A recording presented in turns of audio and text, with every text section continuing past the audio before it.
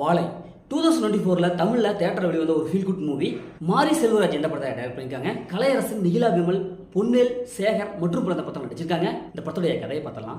படத்துடைய ஹீரோ வாழத்தார் சுங்கர் ஒரு கூலி வேலையை செஞ்சுட்டு இருப்பாரு. இவருடைய ஆட்கள்லாம் ஒன்று திரட்டி அவங்களுடைய முதலாளிகிட்ட ஒரு கூலி உயர்வு கேட்பாரு. ஆரம்பத்தில் அவர் தர மறுப்பார். அதுக்கப்புறம் இவங்கெல்லாம் வச்சு ஒரு பிளான் பண்ணுவார்.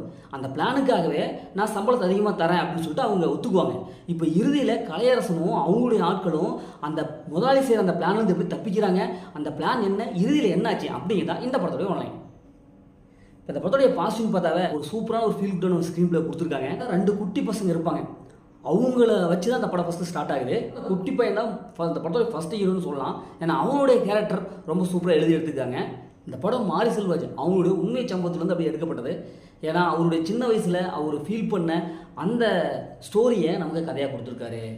உண்மையிலேயே அந்த இளமையை பொறுத்தவரை குட்டி பையன் ஒருத்தருப்பான். அவன் ஸ்கூலுக்கும் போயிட்டு லீவு நாளில் அந்த வாழத்தார் சுமக்கிற அந்த வேலையும் பார்த்துக்கிட்டு இப்படி அவன் வர சீன்ஸ் எல்லாமே கொஞ்சம் சோகமாக இருக்கும். அதே சமயம் அவன் ஃப்ரெண்டோட சேர்ந்து பண்ணுற காமெடி அப்படி இப்படின்ட்டு இவனுடைய கேரக்டர் ரொம்ப சூப்பராக எழுதி எடுத்துருப்பாங்க.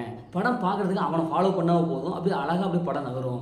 இன்னொரு ஹீரோ பார்த்தா கலையரசன் அண்டு ஹீரோயின், அவங்களுக்கு வர ஹீரோயினி, இவங்க 2 பேர்த்துடைய அந்த லவ் ரொமான்டிக் கெமிஸ்ட்ரி ரொம்ப சூப்பராக இருக்குது. கலையரசன் அவங்களுடைய ஆக்டிங் நல்லா இருக்குது. இஸ் காலகட்டத்திலலாம் கிராமப்புறம் இருக்கிற சிறுவர்கள் உண்மையாலுமே ஸ்கூலுக்கு போயிட்டு அப்படியே லீவு நேரங்களில் இது மாதிரி பார்ட் டைம் ஜாப் மாதிரி தன்னுடைய ஃபேமிலி சுச்சுவேஷனுக்கு ஏற்றவாறு அப்படி ஒரு வேலையும் பார்த்துக்கிட்டு எப்படா லீவு கிடைக்கும், எப்பா ஒரு நாள் லீவு வச்சு நம்ம ஜாலியாக விளையாடலாம் பாப்பா அப்படிங்கிற அந்த உணர்வை அப்படியே கொண்டு வந்திருக்காங்க. அதுவும் அப்போயெல்லாம் எல்லா ஸ்கூல்லேயும் டீச்சர் ஒருத்தர் இருப்பாங்க. அந்த டீச்சர்லாம் பார்க்கும்போது அப்படியே ஓரளவுக்கு நல்லா இருக்காங்கப்பா, அப்படியே அவங்க ஃபாலோ பண்ணி போகணும்ப்பா அப்படின்ட்டு அந்த காலகட்டங்களில் நம்ம கண்டிப்பாக ஒவ்வொருத்தரோட லைஃப்லையும் இந்த இன்சிடென்ட் நடந்திருக்கும். அந்த இன்சிடென்ட்டை அப்படியே கண்ணு முன்னால் கொண்டு வந்திருக்காங்க. அந்த படத்தோடைய மைனஸ்ன்னு பார்த்தாவே படத்தோட லென்த் அதிகமாகிற மாதிரி எனக்கு ஃபீல் ஆகுது. இன்னும் கொஞ்சம் காட்சிகளும் குறைச்சிருக்கலாம், சுற்றி வளைச்சி வந்துட்டாங்களோ அப்படின்னு தான் இருக்குது. அதே மாதிரி இந்த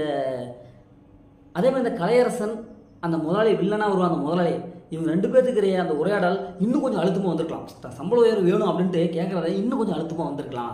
மற்றபடி இந்த படத்தில் பெரிய மைனஸ் இல்லை. எனக்கு பயங்கரமான ஒரு ஆக்ஷன் சீக்வன்ஸ் படம் வேணும் அப்படிங்கிறது இந்த படம் கண்டிப்பாக செட் ஆகாது. ஒரு மெலடியான உள்ளபடி வேணும் அப்படிங்கிறது இந்த படம் 100% செட் ஆகும். இந்த படத்தை ஃபேமிலி பார்க்கலாம், கண்டிப்பாக ஃபேமிலியோட பார்க்கலாம். படத்தில் அந்த மாதிரி எதுவுமே இல்லை.